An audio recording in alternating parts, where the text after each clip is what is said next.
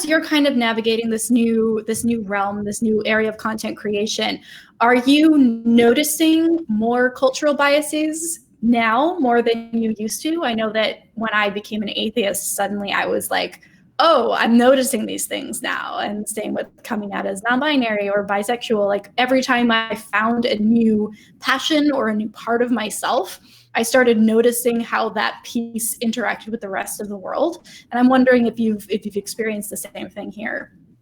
Yes. In exactly the same way that, like, when you learn a new word, you suddenly hear it everywhere.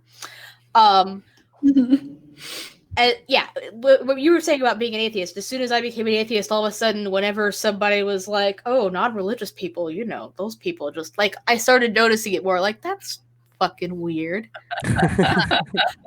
And now, anytime I see any real, like, shame around sex work or just sex in general, it seems so much more obvious and glaring and strange, because it's just like, why do you care what those people are doing?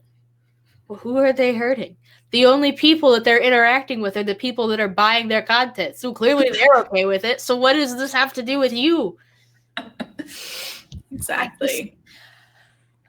I mean, there was a Facebook argument that I got into a little while ago because when at the height of, like, the hashtag Save the Children thing, I made a post that was like, hey, just so you know, if you're one of these people that's really concerned about this all of a sudden, and you also don't want to, like, I don't know, share this QAnon hashtag, that's a whole other subject. But oh my goodness, yeah, well, yeah. But if you're suddenly concerned about the children and about sex trafficking and about all that kind of stuff, just know that if you buy your porn from a content creator directly, you can pretty much guarantee that it is ethically sourced, because that person not only that person put it out there themselves, that person filmed it themselves, of themselves.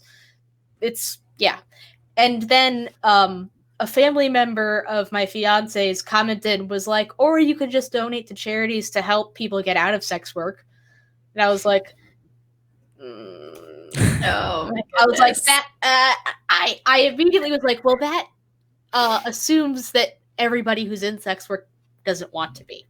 Mm-hmm. Which, obviously, with the example that I just used of solo content creators putting out their own work, that is obviously not the case.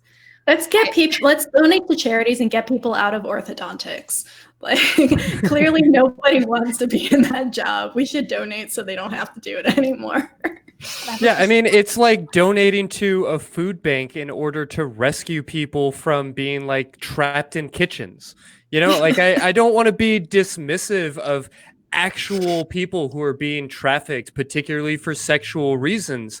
Yeah. But this idea is such a Trojan horse, and it is so divorced from what those people actually need.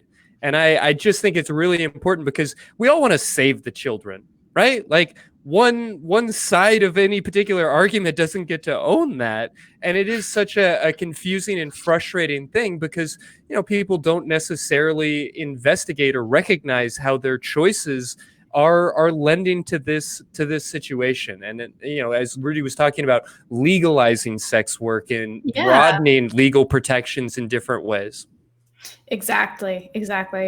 I love this conversation. I want to just wrap this part up by asking, what can a supportive person, so this could be a friend or a partner or a client or just an ally, someone who's on board with this and wants to help, what can we do to combat that stigma? Like, what are some small steps that we can take to be like, hey, I'm with you?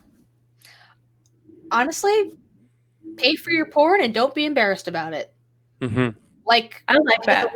A lot more people do than people that actually admit it, you know. And it's like, you know, it's like we're keeping it a taboo by never talking about it.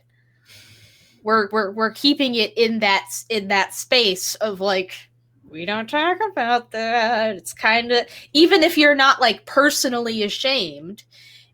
I mean, not that you need to go around telling everybody, hey, check out this porn star that I like. She's my favorite. Like, you don't need to go around doing that. But you don't have to be, like, kind of in the closet about it either. Mm-hmm. in the spaces where it's appropriate to do so, you know, say so and defend that if you're challenged on it. Like, be like, what is actually wrong with this? Yeah. Like, oh, you're like, I've had people target my fiance because, like, oh, he's a cuck, ha ha ha, and it's like, he's the one that, like, I'm buying him shit. Yeah, right. Like, you guys just look. He gets to touch. I don't know what cooking is. Where is it? Also, why is that a bad thing? If he's okay. He obviously consented to this. He's aware that I'm doing it. He's taken some of those pictures that I post. He's in some of those videos. He doesn't seem to mind. So why the hell does it matter?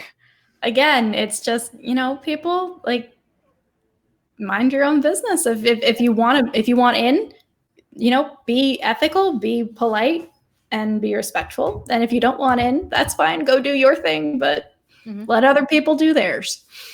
Yeah, well, and if we want to throw just a very small challenge to anybody listening right now, if you use porn, does your partner know about that?